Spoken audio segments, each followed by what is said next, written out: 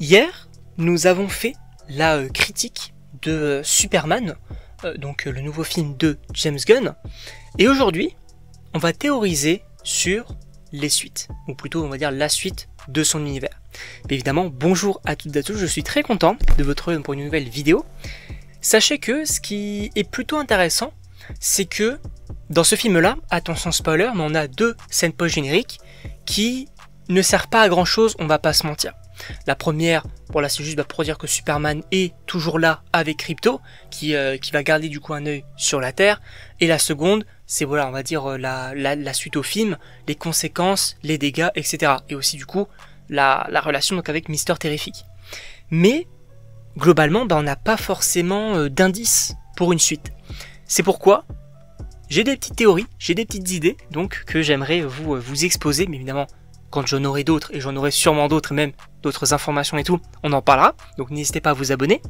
Déjà dans un premier temps, on va avoir un film l'année prochaine, une sorte de suite, puisque oui, on aura du coup le film Supergirl, qui sortira. Moi c'est vrai que quand on avait annoncé du coup la scène post-générique comme ça, notamment par les scoopers, je m'étais dit pourquoi pas faire une scène post-générique sur Supergirl, parce que James Gunn ne veut pas du coup faire des scènes post-génériques pour teaser des choses qui n'arriveront pas, mais le fait est que Supergirl, ça arrive. Et en fait la réponse elle est un peu bête, mais c'est qu'elle est dans le film.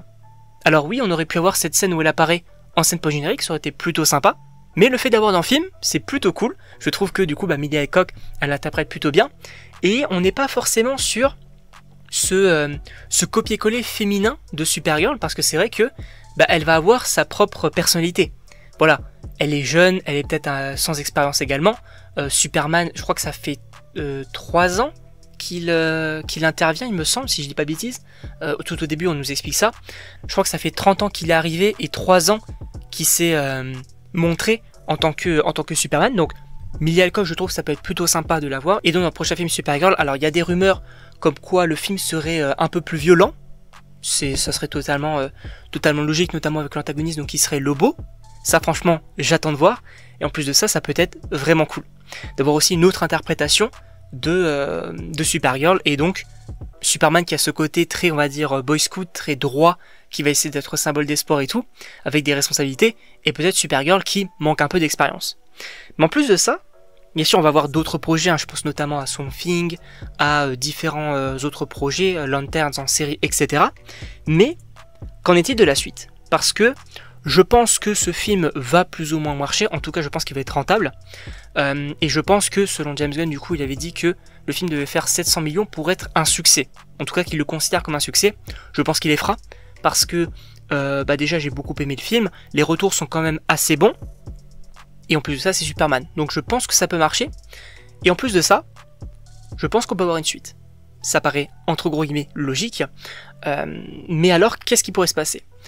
Moi, alors, concernant Superman, la relation avec Lois et tout, je pense qu'il va continuer d'évoluer jusqu'à devenir aussi une version, entre guillemets, un peu plus puissante aussi, ou en tout cas qui maîtrise un peu mieux ses pouvoirs, qui sait mieux se battre, etc. Mais au niveau des antagonistes, j'imagine lui, Lex Luthor, parce que oui, là dans ce film-là, il va avoir entre guillemets des sbires, et notamment deux, donc l'ingénieur et Ultraman, qu'il va contrôler. Donc notamment Ultraman, bon, il finit malheureusement par être, on va dire, aspiré par cette sorte de trou noir, et on va voir l'ingénieur qui va être secouru. Mais on ne sait pas trop comment est-ce qu'elle va finir. Bon, je pense que l'idée du coup de James Gunn derrière tout ça, c'est de faire donc The Authority. Donc normalement c'était une série qui était prévue, mais on n'en entend plus trop parler. Alors moi donc personnellement donc j'ai lu un comics donc de The Authority et je trouve ça assez intéressant parce que c'est vrai en fait c'est vraiment juste une équipe qui va agir dans ses propres intérêts. Alors oui pour sauver le monde, mais la manière on va dire qu'elle est assez discutable. Donc ça peut être plutôt intéressant. Mais ce qui va m'intéresser c'est Lex Luthor parce que là il il connaît on va dire les mouvements de Superman, il va tenter donc de répliquer et tout. Mais ce qui serait cool c'est qu'on ait sa fameuse armure. Puisqu'on est donc Lex Luthor, pour affronter aussi Superman, il va avoir de la technologie. Donc une armure, alors avec ou sans kryptonite, mais en tout cas, ça peut être très très cool. D'avoir un petit peu aussi peut-être une armure un peu similaire avec Ultraman, donc à l'intro du film. Donc voilà, cette sorte de, je sais plus, c'est marteau quelque chose, je sais plus le nom exact du personnage. Mais ça peut être hyper intéressant. En tout cas, donc je ne sais pas ce que vous en pensez, donc dites-moi dans les commentaires si vous avez aimé ou non le film. Quelles sont également vos théories pour donc la suite, donc n'hésitez pas si vous en avez envie.